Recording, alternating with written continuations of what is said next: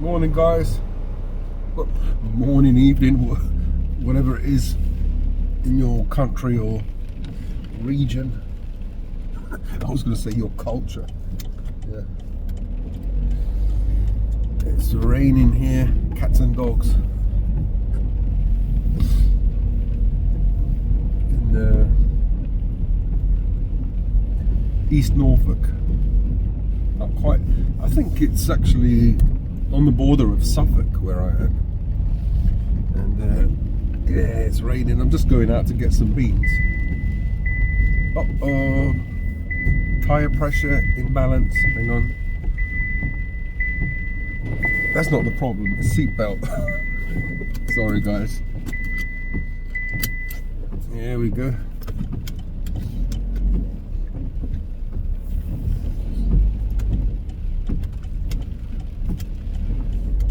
Be careful. It's quite treacherous because the low light conditions. I think as you age, you have to test yourself. You know, you have to let your brain and your eyes know that what it's like to drive in dim light or low light conditions, when it's raining, when it's foggy, when it's dark, at night time, driving at night. Then you'll know if you're low in zinc, because apparently you can have a kind of night blindness if you're deficient in zinc. Go slowly. Yeah, so I was just thinking, I like the place that I live now, well, my friend's place, where I stay, sorry. Would I be able to live in the countryside? Yes, I suppose so. But I'd feel kind of depressed, you know. At least, you see, look at it. It's raining, it's miserable, it's grey, but at least there are roads, there are houses, there are cars, there are different things moving around, there are different colours, you know. And so, even in the depths of winter, in a city, there's always life. There's always some kind of movimento, like you say in Italian. Some kind of movement, movimento, movement. There's always movement. There's always something going on to keep that brain occupied, you know, stimulated. The problem is sometimes it's bad, you know, like traffic, you know, crime. That's what we complain about. And with lots of traffic comes pollution, noise pollution as well, people pollution. There's too many people. So there are good points and bad points about living in the city. Should I go here? Yeah, there we go. Car parking. After.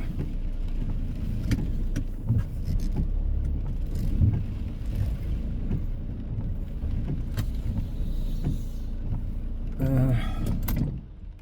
don't know if I parked properly, but I've got something to deliver for my friend and stuff. Yeah, so I was thinking, could I live with 6 dogs in a town like this? And you know, you might think, oh, don't be crazy, Gerald. That wasn't me, that's this.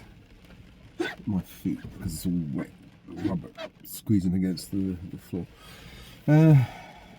Why is it not so crazy? Because I've looked at the prices. The prices for a 2-bedroom house. A 2-bedroom house in the countryside. Just a tiny 2-bedroom house, because I need 1 bedroom for me and 1 bedroom for my kids when they come and see me. And some land, like a few acres, 1 or 2 acres, 3 acres, something like that. and live near some woods or near some fields. So basically, I'm buffered by woods, fields, and what have you. So I'm not around people, so that these dogs won't bark and then annoy people, and then I have to leave again. I don't want to have to be in that situation. So what do I do? Oh, right. Yeah, it's almost impossible with the budget I have. It's almost impossible finding a place. I may be able to find a place with the budget that I have, but I'll have absolutely nothing left over to pay for electricity, bills, whatever. So I have seen some properties like that. There was one property that had 9 acres of land, and it was only £90,000. And I thought, yeah, I've got that, and I'll have lots left over, to pay for bills and everything. But it looks like I don't know, like a shed, like kind of not a lodge. A lodge is already too high level. I don't know what it is. It's like something that my dad created. The shed that he knocked up with a few planks of wood and a few doors, and you've got 9 acres of land. That's a good thing. So I don't know what you're paying for land, maybe, because 10 acres would be here in Norfolk. I think it's £12,000 an acre. So 10 acres, 120 grand. So what you're paying is for the land, really. 90 grand you're paying for the land, but is it good land? Is it like liable to be waterlogged, and is it in a flooding area? You see, I want to try and choose a place that has chalk, not not clay, because I want to avoid flooding. I want to avoid too much damp. So you could be in the middle of a plot of 9 acres in a swamp, and then still have mold problems. So the price is good. So what I'm looking at with the money I have is basically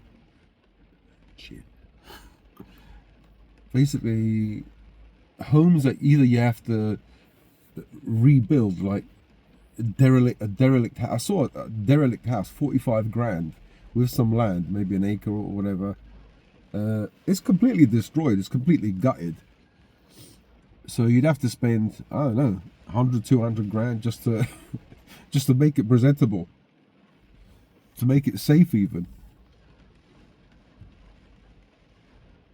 So there's lots of houses, like a 2-bedroom house with some land away from people. You're looking at 300-400 grand. I can't find anything under 300 grand, under 400 grand, 300,000 to 400,000 pounds. It's almost impossible. You can look and you can find them next to people. You got people next door. I want something that is far away from people.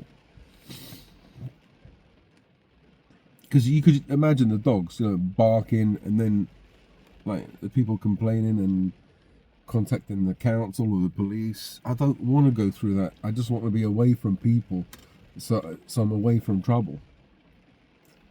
So I can hear you say, well, what's the point of living in a town then with 6 dogs? In a terraced house, for example. Well, the point is money. You can buy a 1-bedroom house. See, this is the place where my friend lives. But we've got 3 dogs in there, and it is cramped, yeah.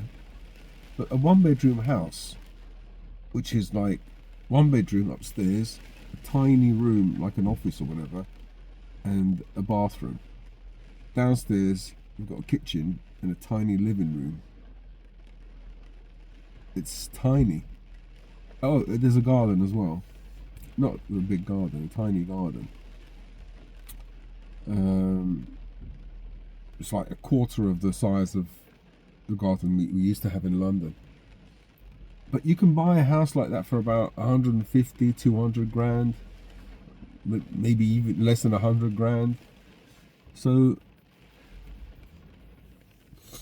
you can buy a nice, maybe in a, you can probably, for 300 grand, you could buy a nice house, maybe a 2-bedroom house probably, a terraced house. Of course, you've got neighbours. You've got neighbours to think about. You've got, that's the problem. So every time I go out, you know, I'd have to take all the dogs with me.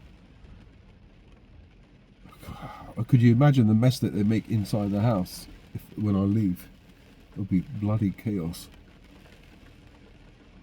So with 6 dogs, you need a run. You need an area where they can go out and run. And you need kennels. You just can't live in a... It's the cheapest option, but it's not in the long run. You know, you're going to get complaints to police. You know, I don't want any problems, as I said, with the police or the council. So, what about a compromise? Yeah, edge of a village. It's the same kind of thing.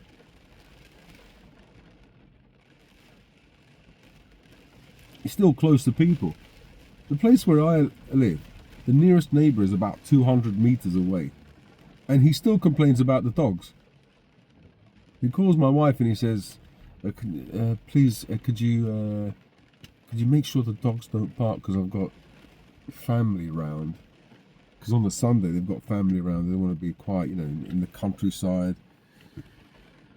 They want to relax. It looks really bad, maybe, for family that come round having a nice English tea, even though they're Scottish, English tea and whatever. And then all they can hear in the background is woo woo woo woo woo woo woo woo woo. All different types of dogs barking. I can understand, because I don't like the dogs barking as well. What can I do? I don't know what to do. So I don't know. Maybe just pray about it. Look how dark it is. It looks like midnight. It's so dark. Bloody hell. Alright, I'm going to go and bear the elements now. See you guys in another video. Yeah, I don't know what you guys think about this. I don't know, what am I supposed to do?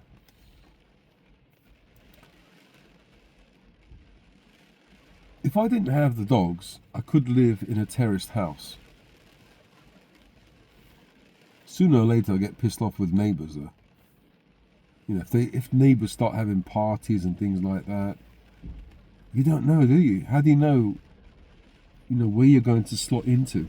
If your neighbours are going to be good or bad?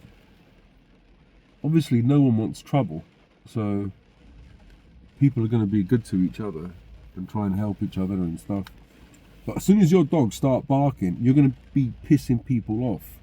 You know, when they're your dogs or your family, your children. Oh yeah, you know, my son didn't do anything. He didn't do nothing. You know, when they're, but other people don't give a shit. They don't, you know, they judge. They're not gonna like that child crying or those dogs barking. You know, they're not gonna be so tolerant.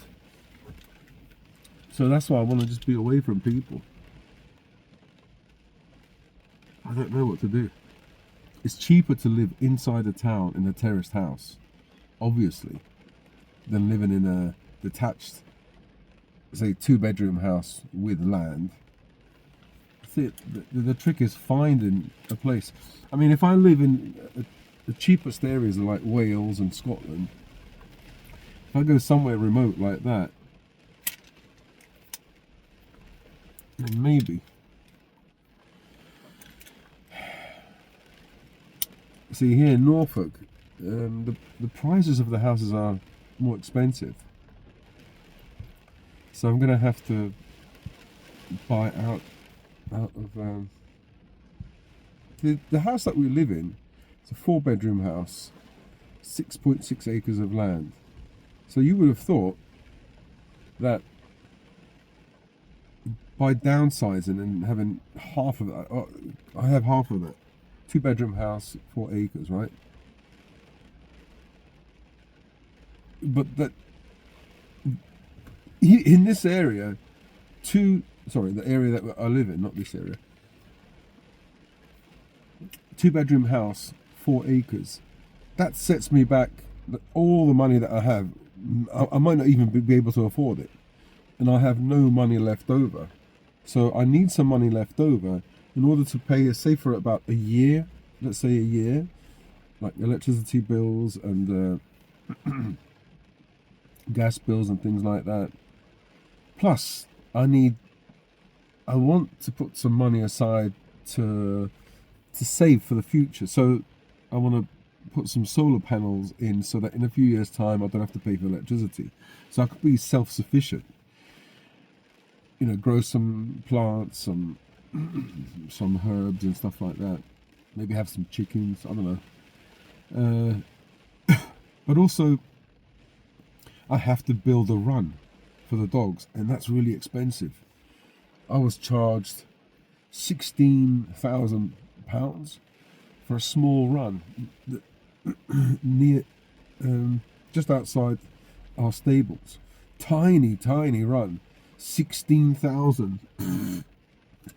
So we ended up having one, like a fence kind of done, for £4,000 by the local carpenter, made of wood. Dogs destroyed it. So that's not secure. In order to have a secure run area or fence or kind of border, you need to spend money. You have to use steel, you have to use concrete.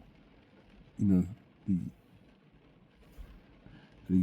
steel bars have to be embedded in the ground, in the concrete, so they can't burrow under, they can't get through, and they have to be a certain height, I think 5 foot. So you need money for that. You're looking at least 20 grand, or even if I try and get steel from China and import it, it's still looking at, unless I do it myself. I could, in theory, you look at YouTube channels and just do it myself. I don't know. Or just get a builder to come for a day and teach me, and then I'll do the rest. I don't know. But that's going to cost money, you see, so I have to put money aside for that.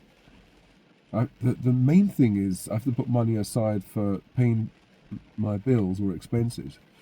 If this YouTube channel, if my YouTube business was going well, then yeah, that could pay for everything, for my bills, food for the dogs.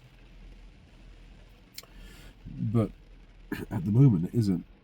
So those are the things I have to think about.